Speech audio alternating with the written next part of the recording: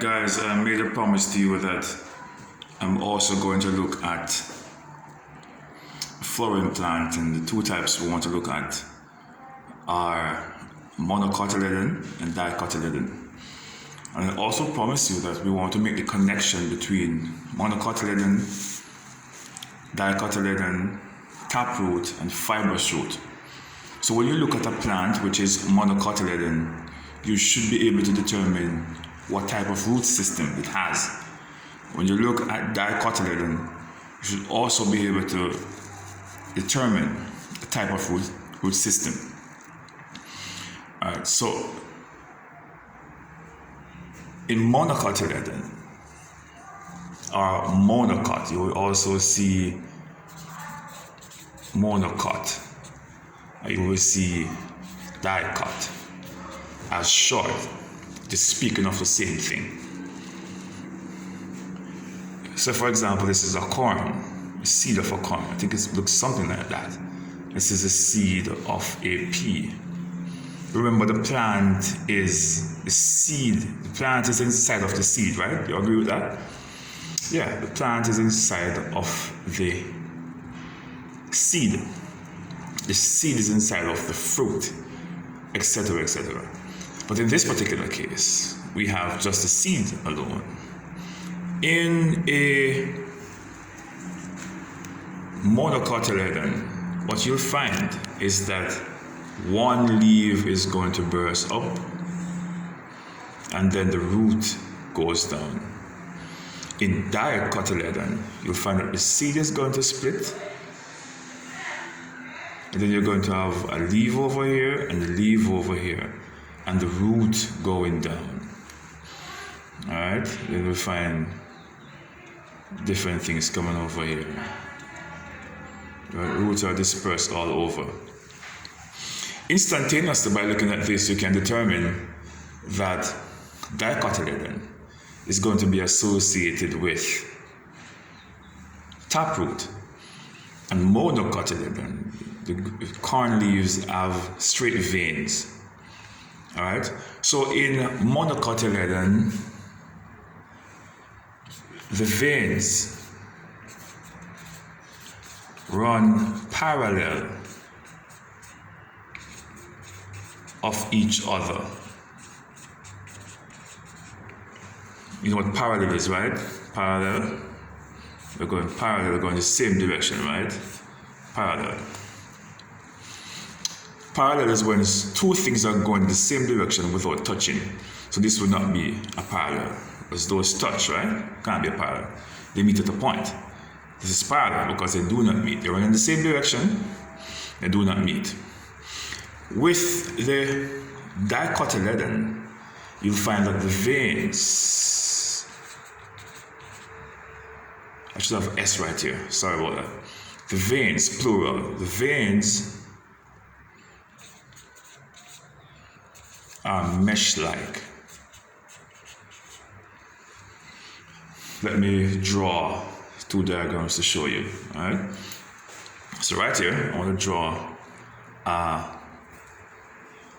draw an example of a monocotyledon. Yeah. And you'll find cane, you'll find bamboo, you'll find corn, you'll find banana.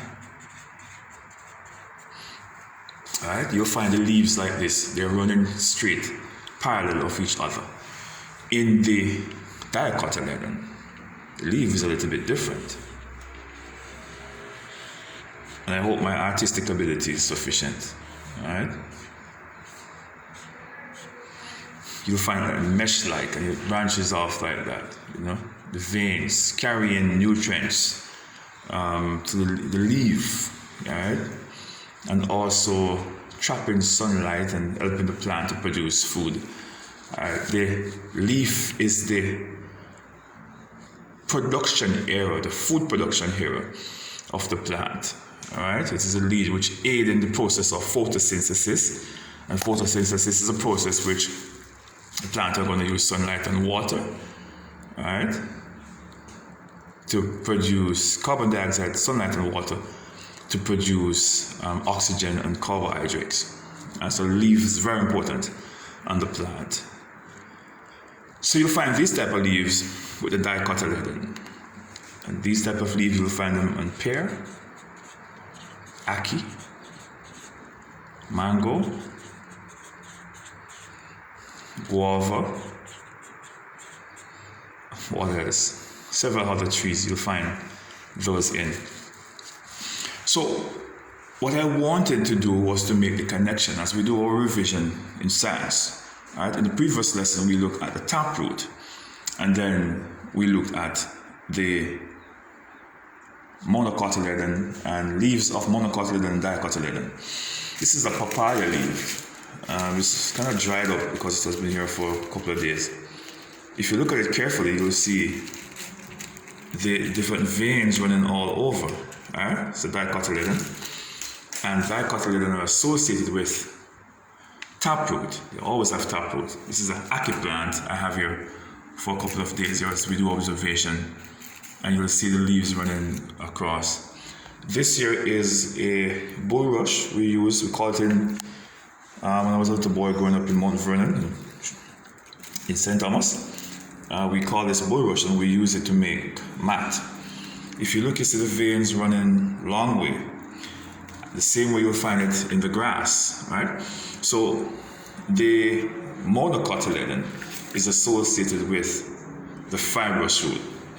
So you can make your connections based on your observation to say that monocotyledon has fibrous root and dicotyledon has the taproot. You could make that connection, right? Whether you're doing the leaf system or you're doing the root system, you should be able to make that connection to say, okay, I can look at a plant and I know what type of plant it is. It's a monocotyledon or dicotyledon, and I also should be able to determine the root system it has just by virtue of knowing the type of leaf it has.